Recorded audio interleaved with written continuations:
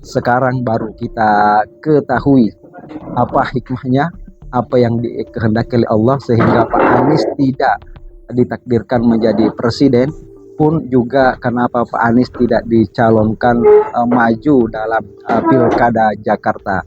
Simak selanjutnya.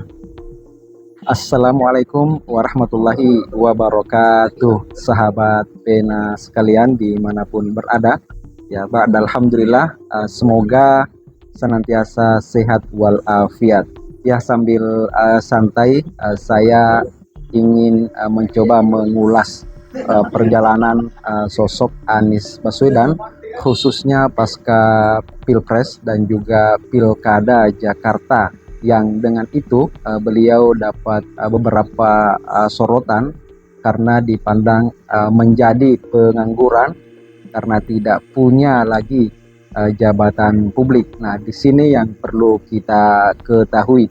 Jadi saya akan mengawali dengan sebuah ayat yang terdapat di dalam surah Al-Imran terkait dengan kekuasaan ini, bahwa qulillahumma malikal mulk tu'til mulka man tasya wa tanzi'ul mulka mimman tasya wa tu'izzu man tasya wa tudhillu man tasya biyadikal khair innaka ala kulli syai'in qadir. Nah, sebelum kita mengulas lebih jauh terkait dengan sosok Pak Anies Baswedan ini, kita perlu membedakan. Di sini banyak yang kadang salah memahami bahwa peran, kontribusi, sumbangsi sangat berbeda dengan jabatan publik itu sendiri. Jadi antara peran dan jabatan adalah dua hal yang berbeda. Ya, kadang-kadang banyak orang yang secara jabatan publik ya sangat strategis, ya dia punya itu, yang jika itu dimanfaatkan sebaik-baiknya untuk membuat satu kebijakan, maka akan mendatangkan kemaslahatan bagi masyarakat dan juga bagi bangsa Indonesia. Namun jabatan itu tidak dimaksimalkan dengan baik, bahkan kadang-kadang jabatan itu menjadi sebuah jebakan atas kerapuhan jiwa, atas ketiadaan iman, dan atas keserakahan, yang mana jabatan itu dijadikan kesempatan untuk merampok uang rakyat. Dan itulah yang hampir hari-hari kita saksikan di media terkait dengan kasus-kasus korupsi. Kita tidak terhitung lagi berapa banyak koruptor yang telah dipenjara dan yang sedang diproses. Itulah mereka adalah contoh-contoh yang menjadikan jabatan publik itu tidak menjadikan sebagai sebuah peran kontribusi bagi kemaslahatan masyarakat dan juga bagi bangsa. Nah, kemudian di sisi yang lain ada orang yang memang tidak punya jabatan publik, ya dia masyarakat biasa, tapi dengan kecerdasannya, dengan skillnya yang mumpuni, dengan pengalamannya yang banyak, sehingga tanpa jabatan sekalipun mampu menghadirkan kontribusi yang begitu banyak di tengah-tengah masyarakat dalam kehidupannya. Ya, nah ini dua hal yang kita jumpai ya. Ada orang yang diberi jabatan tapi justru dijadikan sebagai sarana untuk memperkaya diri, keluarga dan kelompoknya saja. Yang kedua, ada orang yang tidak memang memiliki jabatan publik, namun dia mampu memainkan peran yang sangat banyak di tengah-tengah masyarakat dan juga memajukan bangsanya.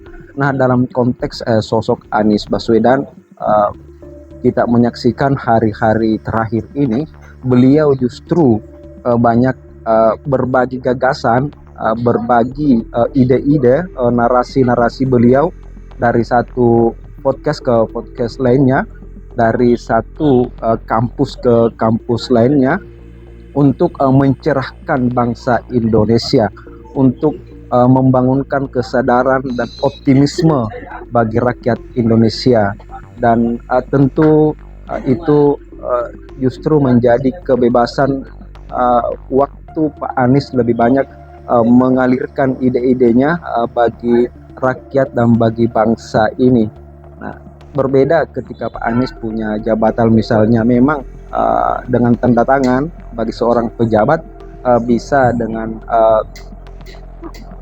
membuat sebuah kebijakan dengan sangat baik dan menyentuh seluruh lapisan masyarakat. Tapi di sini saya berbicara tentang jabatan dan peran.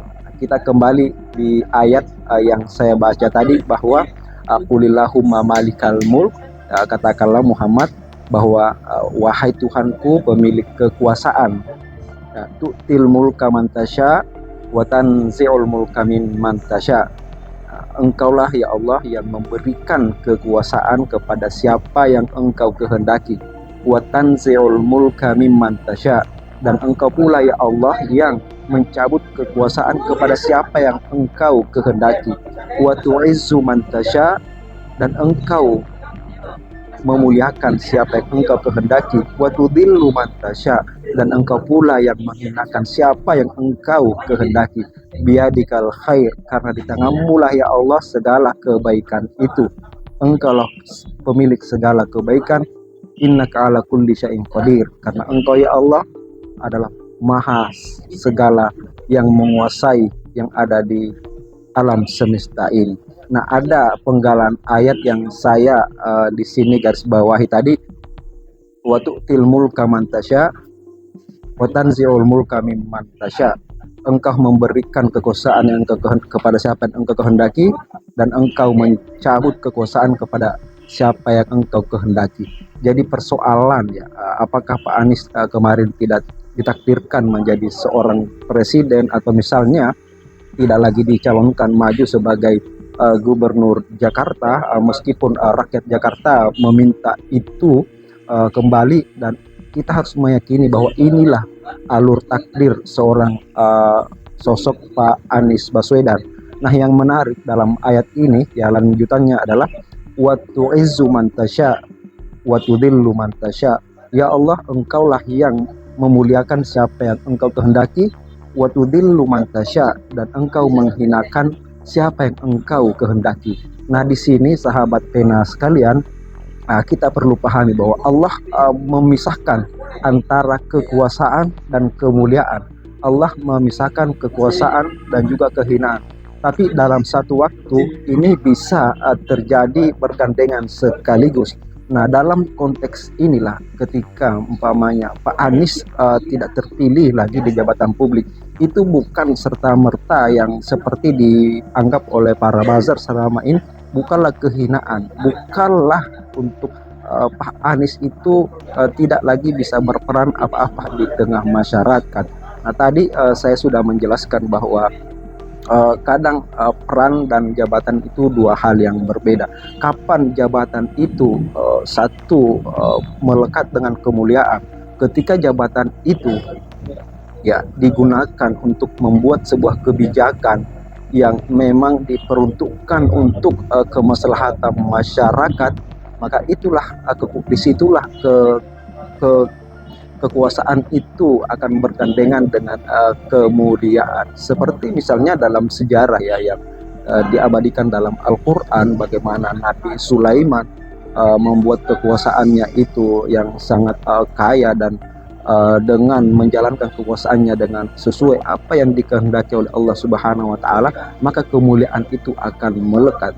Dan kapan kekuasaan itu berpisah dengan kemuliaan tadi? Ketika ya para pejabat ini justru menjadikan jabatan itu sebagai kesempatan untuk memperkaya diri, keluarga, kelompok, dan tidak menjadikan masyarakat sejahtera, dan kebijakannya itu justru menyengsarakan rakyat, maka itulah kemuliaan.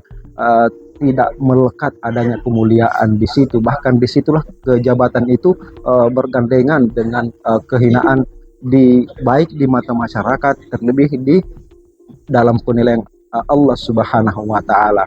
Jadi sahabat pena sekalian, inilah hikmah yang saya tangkap setelah melihat perjalanan Pak Anies ketika pasca Pilpres dan Pilkada. Beliau lebih banyak membagikan gagasannya yang sangat menarik kita cermati dan ikuti terus di dalam membangkitkan optimisme rakyat Indonesia. Nah, hari-hari ini kita lihat di YouTube misalnya Pak Anies banyak memberikan pencerahan melalui membedah buku, melalui mengulas buku-buku yang memang isinya sangat berbobot, dan saya kira disitulah kita perhatikan kritik cerdas seorang Anies Baswedan bagi apa yang dipandang lemah dan apa yang dipandang kurang dari bangsa ini untuk disempurnakan dari pemerintah siapapun itu.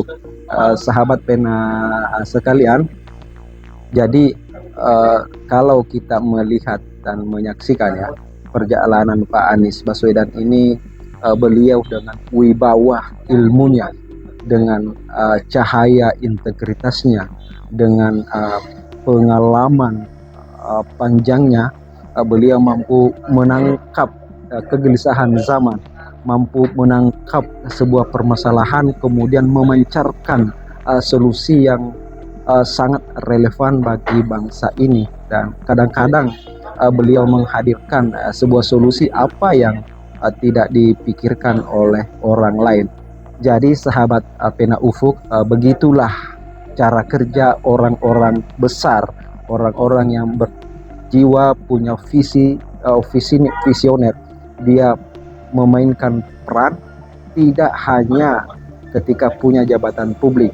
Jadi perannya, kontribusinya, moodnya tidak didikte oleh apakah punya jabatan atau tidak, tapi dalam kondisi apapun, baik punya jabatan atau tidak, dia selalu punya cara tersendiri untuk membuat kebaikan, untuk membangkitkan optimisme orang-orang yang ada di sekelilingnya. Nah, disitulah yang saya lihat dari sosok Pak Anies Baswedan. Mungkin inilah dalam duduk santai ini kita tidak membenci siapapun ya. Kita tidak membenci siapapun, dan kita tidak mengkultuskan Pak Anies sebagai manusia ya, tentu punya banyak kekurangan. Namun menarik saya ikuti mengulas karena membandingkan beliau dengan politisi-politisi lain di Republik ini, memang sepertinya hanya beliaulah yang paling bersih kita kenal saat ini. Beliau beberapa kali digoreng namanya terlibat dalam kasus-kasus korupsi, namun Allah menyelamatkan beliau sampai saat ini. Tidak ada dari seluruh tuduhan-tuduhan itu bisa dibuktikan. Dan bahkan dalam pengakuan Pak Hasto dalam podcast Akbar Faisal, bahwa Pak Mulyono saat itu pernah meminta ya, kalau tidak salah KPK untuk mentersangkakan Pak Anies dalam kasus korupsi. Namun itu tidak bisa. KPK sampai saat ini tidak punya alat bukti yang bisa dipertanggungjawabkan kepada yang memesan. Dengan alasan apa bisa mentersangkakan Pak Anies Baswedan? Begitupun dengan hal-hal lain. Justru menariknya Pak Anies ini ketika dihantam satu isu tertentu, ketika di framing, justru kebaikannya ini makin bersinar. Kebaikan-kebaikan beliau justru orang makin penasaran ada apa di balik itu semua.